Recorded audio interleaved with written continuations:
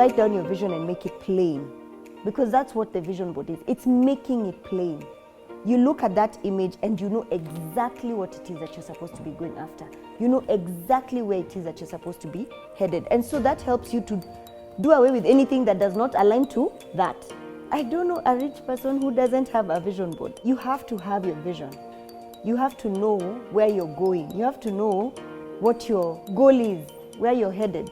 There are so many flights, you know, at the airport. There's flights taking off literally every minute, going to different destinations.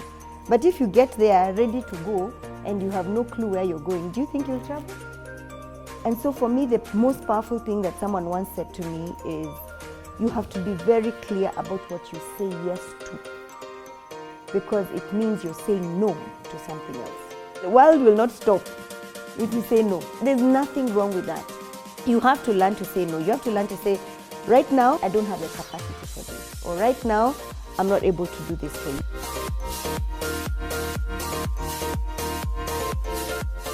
Categorizing your relationships, identifying which ones you need to nurture, which ones you need to distance yourself from, what meaningful connections you need to create, and also who will work with you as a mentor in this journey. You need mentors and coaches to support your vision, to support your purpose, to support your journey. You can't do it on your own. A mentor is somebody who will speak to you from their experience. So it's someone who has gone ahead of you. They will be telling you, pass here, don't do it this way, do it this way. In the relationships that we have, sometimes you set out and you have an expectation from a friend.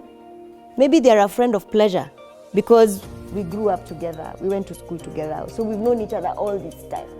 But what is really connecting you guys is something that you do together that you enjoy. You like traveling. So in your head, you're assuming this is my friend, my ride or die, until the day you have a crisis.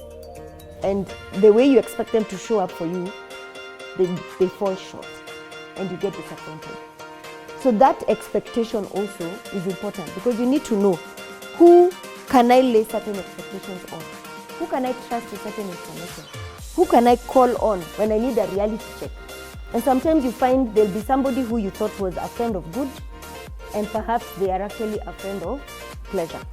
Or you find someone who's a utility, so you're connected to them maybe because you work together, but you would like for them to be closer.